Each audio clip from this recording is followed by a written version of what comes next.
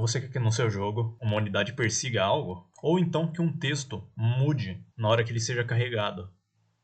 Nesse vídeo de hoje, eu vou mostrar as funções que já são pré-alocadas pelo Godot. Vamos começar por essas três aqui, que são funções que são executadas antes do nó que você criou começar a funcionar. A init, ela é executada antes dela entrar na cena, ou seja, quando você coloca um objeto, ele vai ter um tempinho minúsculo para aparecer na cena. Isso daqui é executado bem na hora que ele entra. O enter tree é quando ele entrar na hierarquia, ou seja, logo em seguida ao init. Já o ready, ele é executado quando um nó carregado, por exemplo, esse node aqui, for carregado e todos os filhos dele foram carregados corretamente. Por exemplo, nesse control aqui se carregado. Ele é interessante para passar algumas informações entre os nós quando estiverem prontos eles. Para você não ter que configurar todos, você pode usar um nó principal para configurar todos os outros e por isso você usa o ready. O exit tree é executado sempre que um nó for apagado, né? No caso, a execução aqui do código vai ser do próprio nó em si que está com essa script. Process, com delta aqui dentro, é executado a todo frame do jogo. Physics Process, executado todo frame de física do jogo. Por padrão, a Godot deixa 60 FPS o jogo no Physics Process. Nós temos o input, que faz a entrada de ações como cliques ou movimento de teclado. O handled input é a mesma coisa que o input, porém, ele só é executado se o input não foi tratado antes. Notificação, que é um bem mais raro de você ver alguém fazendo, ele volta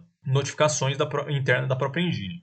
Inclusive, se você quiser saber mais sobre isso, você pode procurar lá dentro da documentação. Mas você nunca vai usar isso daqui na prática. Então, o que mais vocês vão usar aqui? Vai ser a função ready, physics process, input e exit tree. Vamos para cada um dos exemplos agora. Aquele do inimigo nos perseguindo, nós colocamos aqui uma exportação de velocidade, que é para poder definir a velocidade aqui no editor mesmo, você usa o export. E usamos uma função de process, que ela será executada a todo frame, que vai pegar a posição do mouse, no getMousePosition, e uma direção aqui, que ele pega a posição do mouse menos a posição global, que está a entidade, e normaliza ela. Isso daqui é para reduzir o problema com movimentação na diagonal. Você pode reconhecer jogos antigos que quando você anda na diagonal, você ganha velocidade, né? Velocity é uma variável do próprio Character 2D, aqui desse nó, e Direction multiplicado pela velocidade. E nós executamos a função MoveSlide, que também é do próprio Character 2D, que faz ele executar a velocity aqui e seguir o caminho. Então vamos executar aqui, você vai ver, e ela funciona perfeitamente. Aqui, ó, ela vai seguir no mouse. Agora eu vou para o próximo aqui, que é a função ready. Ela é bem simples de ser feita. No caso aqui nós temos um texto antigo, nós vamos colocar um texto novo na hora que essa cena está pronta. Então, nós temos aqui um novo texto declarado numa variável externa aqui, global, desse nó. E nós temos a função ready. Nós vamos pegar o item texto, né, aqui dentro, e vamos colocar um novo texto. E é bem simples esse ready, o funcionamento dele. Você simplesmente vai trocar o valor do texto antigo para o texto novo. Agora eu vou mostrar outro que é interessante aqui, que eu não mostrei anteriormente, que é o Draw. Ele serve para desenhar na tela. No caso aqui eu defini coisas bem básicas, aqui é um raio, uma velocidade de pulsar, um raio base e um tempo. O raio vai ser igual a base de raio, seno de tempo, mais a velocidade de pulsação vezes 10. E aí ele vai dar um kill redraw. Isso aqui é para ele redesenhar o que está aqui. Vai ter uma função de input agora. E aqui dentro, como que nós fazemos input no Godot? Você vai vir primeiro aqui no projeto, você vai vir aqui em configurações do projeto, você vai vir em mapa de entrada, você cria uma nova mapa de entrada. Por exemplo, eu quero colocar de nome de W.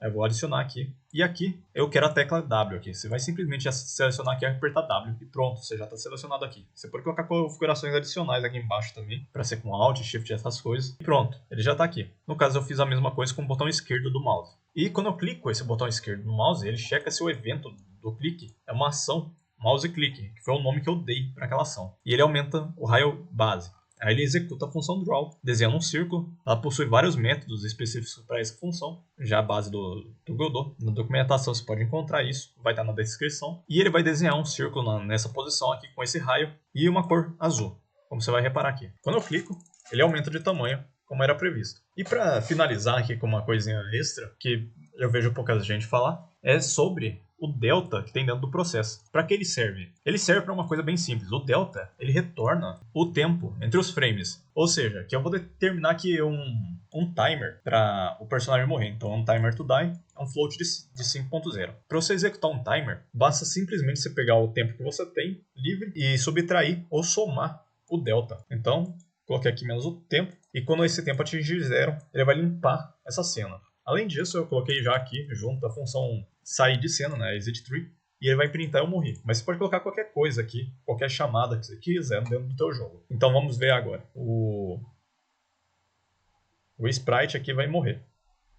Pronto, quando ele morre, ele printa aqui. Para finalizar, eu fiz uma coisa bem simples aqui, usando o processo. No cal, eu vou pegar uma lábio e fazer um temporizador, bem simples. Então aqui tem o tempo passado, ele começa em 0. Um processo, o tempo passado vai aumentar delta. Ele vai ter uma variável de minutos, que ele vai pegar o inteiro de tempo passado e dividir por 60. E de segundos, que ele vai pegar o inteiro de tempo passado com a divisão inteira aqui, usando o módulo 60. O módulo, para quem não sabe, ele funciona de uma forma bem simples.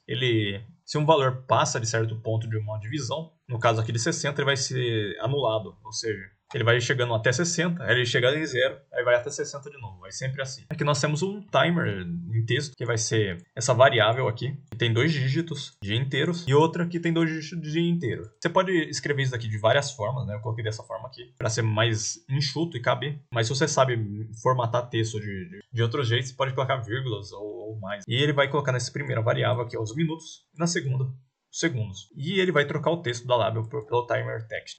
Você vai reparar aqui que ele faz um timer bem bonitinho, que passa o tempo. Mas uma coisa que vale notar, usar o processo é muito mais custoso do que usar o physics process. Se você for fazer movimentação de personagem e de algumas coisas, é interessante você usar o physics process em vez do processo, porque ele é bem mais leve. Então era isso que eu queria mostrar nesse vídeo aqui. Se você gostou, deixa o seu like, deixe sugestões e até a próxima. Tchau!